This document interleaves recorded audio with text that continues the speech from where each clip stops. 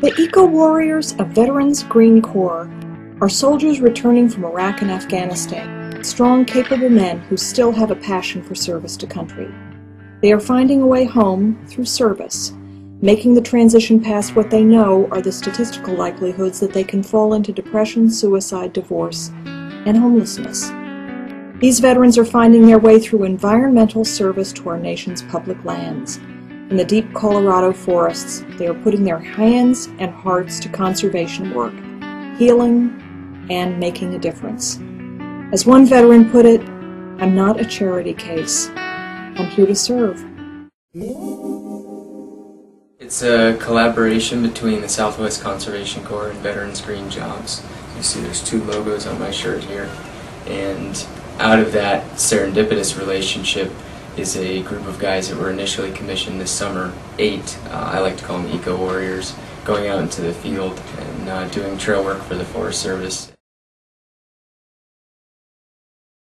One young man's returning to live with his parents, as I did for some time. Others are couch surfing. Some take what is a pretty healthy bonus when they separate to spill it wherever they can, and oftentimes then end up being a couch surfer or some other sort of lifestyle that eventually in many cases leads to the streets. The spectrum is across the board. Some were very focused on a path and wanting to move towards forestry, firefighting service, and others were simply there, as they've stated, for their own personal healing or just sort things out in their lives. And how is that sorting out happening, do you think? Magically, in the words of one veteran. On the backcountry crew in particular, we saw a handful of transformations. Simply being in the woods, there's something about that environment that's remarkable, and being held by people of like mind and like background. I think there are sort of 3 things that really helped with this. One is the cohort situation. So a whole group of veterans being together had a shared experience together in a shared background, even if they were from different branches of the military or different units or different kinds of service experiences. The fact that they were together as a unit, working together, was a huge piece. I think the second was structure, that the Corps has a structure to it that seemed to reflect well for folks who've been in a military situation, and certainly I think we're less structured in some military situations, but the structure was something that a lot of them hadn't found in regular civilian jobs, and that was a neat transitional piece.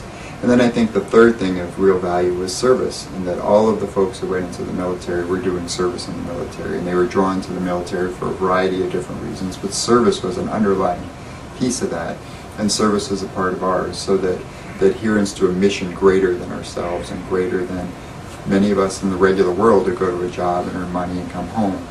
There's something, some cause greater than that. Oh, I think this could be huge nationally, and there are 1.8 million vets returning from Operation Enduring Freedom and Operation Iraq Freedom.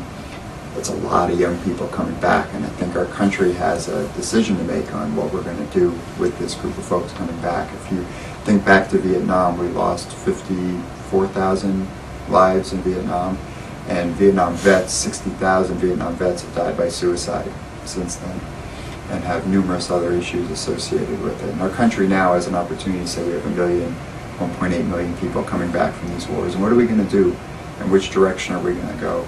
And I think there's unlimited potential to engage these young people as leaders, as resources, to meet some of the pressing needs our country has. In our case, environmental needs, conservation needs, their energy efficiency needs, there are all kind of other needs that the folks coming back from these wars could be involved in and could be a resource for our country. On the other hand, we could sort of ignore them and have another repeat of the Vietnam experience, and there are estimates that the mental health needs of this group could exceed the total cost of the wars.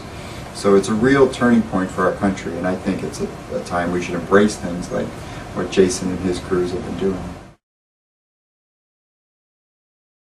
We need warriors on the streets of this nation, not just in other places. And it starts with putting on the boots and showing up at the flagpole, and we finish when the objective is done.